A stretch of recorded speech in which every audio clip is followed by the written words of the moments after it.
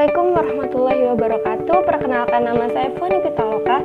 Di sini saya akan menjelaskan tentang sejarah dakwah dari podcast-podcastnya Pak Zaki, dari materi pertama hingga materi terakhir. Materi pertama adanya sejarah. Sejarah berasal dari bahasa Arab, yaitu sejaratun yang berarti pohon.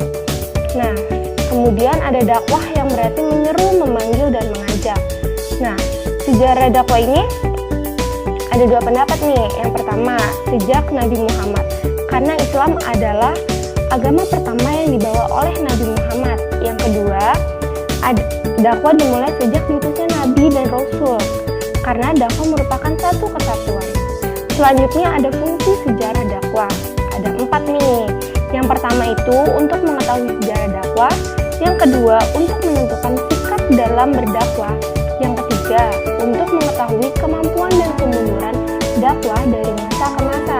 Yang terakhir, untuk mengukur sejauh mana pengetahuan dakwah Islam. Nah, dakwah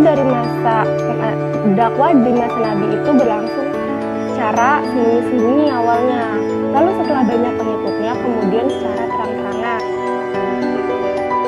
Nah, setelah dakwah Nabi Muhammad selesai, dilanjut oleh 4 orang khulafaur rasyidin. Yang pertama ada Abu Bakar, yang kedua ada Umar, yang ketiga ada Ali, dan yang terakhir ada Utsman. Nah, khulafaur ini memiliki ciri yang mampu memperluas kekuasaan Islam. Tidak hanya memperluas wilayah kekuasaan, namun juga keberadaannya. Nah, pada dinasti Abbasiyah, peradaban ini dibangun berdasarkan ilmu pengetahuan. Pendiri dari dinasti Abbasiyah yaitu Abu Abbas As-Sofah.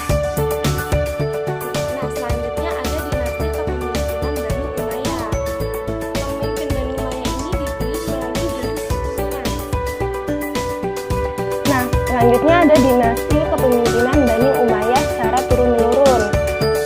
Berdakwah dengan cara membuka wilayah baru dan memakmurkan masjid, dan perletakan berdasar metode hadis Bani Umayyah ini runtuh akibat dari beberapa faktor seperti banyaknya korupsi, munculnya kekuatan baru.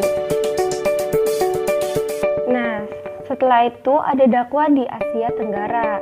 Ada 3 cirinya nih, seperti yang pertama damai, yang kedua ramah, yang ketiga toleransi. Selanjutnya ada materi terakhir, yaitu materi terakhir ini ada dakwah di